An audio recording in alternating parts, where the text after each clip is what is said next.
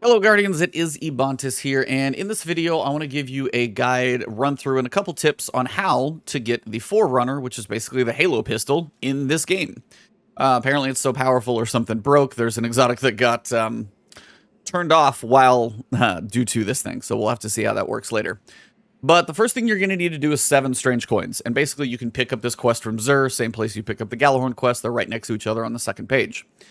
You need to collect 7 strange coins. Now, if you have the 30th anniversary, your initial pack might get you some. Open all the free stuff the 30th anniversary gives you. You might get a couple in there. But to acquire 7 strange coins, you can get them from Crucible matches, strikes, public events. They seem to drop in a few different places. The main playlist activities, as usual, and then Dares of Eternity does seem to be a consistent way to get those. Dares of Eternity is a little bit longer, but it is one of those that can kind of consistently drop those. Maybe if there's a fast Nightfall or something, you could do that. 7 strange coins, though, make sure you acquire those. And again, if you're just checking, they're just these little guys. And these are what you actually use to proceed to the next step. So the next step of the quest is going to ask you to go to Starhorse in, like, Eternity, which is in Xur's little treasure hideout. And you need to complete 3 bounties. Now, the bounties themselves have very specific requirements on them. You can only do 1 at a time, so you can't stock up and do all 3, which would be nice, but they make you do it 3 times. And the reason you need 7 is if you go do one of the bounties in Dares of Eternity, you're going to get a strange coin, and then if you do the next bounty in Dares of Eternity, you're going to get another strange coin. Then you would have a total of 9, and then you could at least buy 3 daily bounties. And that's what I recommend doing. The daily bounties are not that hard to do. They seem pretty reasonable with the requirements. It may sound like a lot, but it's actually not that bad. Whatever it is, it says get hand cannon final blows or rapidly defeat combatants. Combatants rapidly defeated with hand cannons, for example, grant the most efficient progress. This one says sniper rifles. This one says pulse rifles. Haven't done one with sniper rifles. I did one with the trace rifle. I did one with pulse rifles. The combatant progress really doesn't seem that hard. As long as you focus on getting kills with your weapon, like find a place where you see some enemies spawning. When they spawn, kill the little guys quickly in groups as quick as you can. And then just anything else you're doing. If you've got a super where you can get large groups killed at the same time, a big Nova Bomb, Fist of Havoc, keep killing a lot, Dawn Blade from above, whatever you're using, just find a super that's going to get you a lot of kills quickly, and that'll help. But honestly, without even trying, I was done with the combatant progress like halfway through a Dares of Eternity run each time. Combatant progress isn't that hard. The 160,000 points sounds like a lot, but it's actually really not. Anytime I've done Dares of Eternity, I've had like at least 160 by the time we're done every time. And some of these people are burning down bosses. We're not actually getting to kill the enemies. So 160 seems like almost like the minimum that you're bound to hit. Now, up here, these are the weekly bounties, take 180, a little bit more work behind those. And then this weekly Starhorse bounty that's like really big, that one takes 300,000. Now, I got done with a run that had, I think, Fallen Mines and a big Cabal run. I ended up with 225 randomly. That one I had no control over.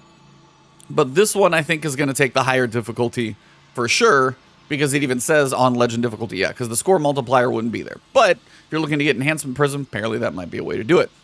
But if you need to do 3 bounties, get your 7 coins, start with one of these. Then you'll get 1 extra strange coin from the Dares of Eternity, pick up the next one. And if there's one that doesn't look great, wait for a daily reset, and then just do one of the primary ones. And if you are trying to knock it out in one day, you might have a special one that you have to do.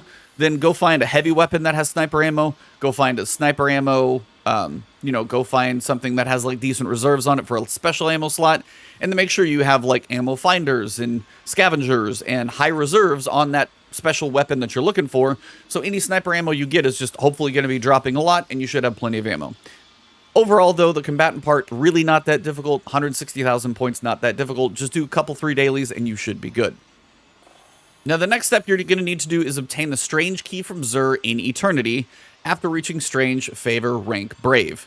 And the way you're going to get the rank is basically by running Dares of Eternity. So you're going to be running Dares of Eternity quite a few times. So just get comfortable in there. I think I've run it like 5 or 6, and I'm probably there. So it hasn't been too bad, and I just passed over 4.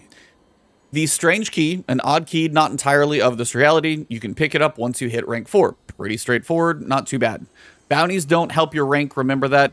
This is basically just going to come from Dares of Eternity. So the more you run it, the better off you're going to be. So get comfortable, run Dares of Eternity quite a few times. When you get to rank 4, you can buy the Strange Key. The Strange Key itself tells you this: an odd key not entirely in this reality. An inscription reads, "In the Eternal Valley, find where the 7th column aligns. It points the way and opens a pathway shrouded in darkness."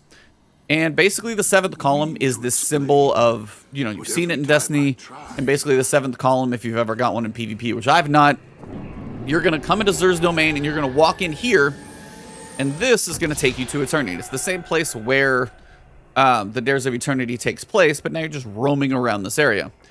And what you're looking for is the 7th column, like, basically symbolized in the world, and I'll show you what I'm talking about.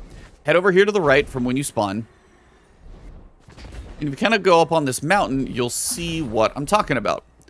So the 7th column, as you get closer down here, and you'll actually see the little icon show up, you actually see right here, this is kind of like the 7th column. You have 1, 2, 3, 4, 5, kind of like 6, 7. Basically, it's like 7 columns around a center point, and this is basically like where you can see, if you kind of put it all together, where you can kind of build 7 columns in a point.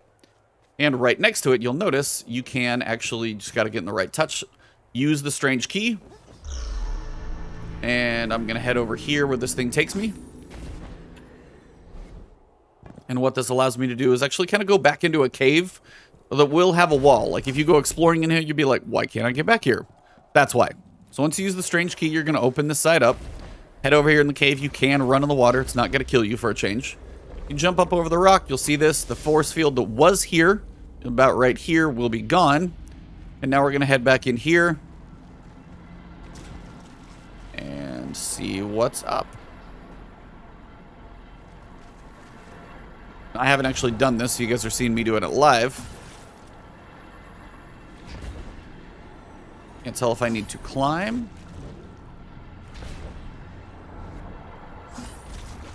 Oh, I just probably need to get up to that center point up there.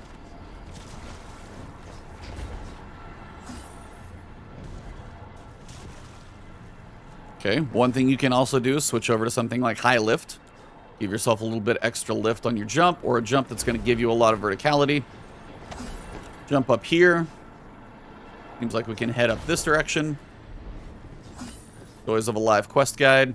Cave does not appear to be of natural formation. Just kind of find the platforms to land on, work your way across. So we're going to go vertical. So find these platforms and go up. Live quest recording, so sorry about this. Like we can head over this direction. And again, as you go through these, it's just going to be kind of timing your jumps. Some of these look static, some of them do not. Try and get your timing going. Looks like we're up here. And in here, looks like we can open the cryopod. We got the anomalous object. Nothing else seems to be in there, and we're going to head to Banshee. All right, so when we get back to the tower, we're going to head over to Banshee, and I think we're just going to be able to pick this thing up because we are on step 6 of 6. Guardian. When you get back here, Banshee stares silently at the weapon you place before him. You guys can read through all that text if you want to. I won't do that for you guys. I'm just going to make a little space so I can pick this thing up because I've been messing around with a lot of weapons. And now here we are. Forerunner 1330 Sidearm. It is a special ammo sidearm. It's kind of a unique piece about it. So if I take off Gjallarhorn, put it on, you guys can actually see Magnum Opus Quest is complete.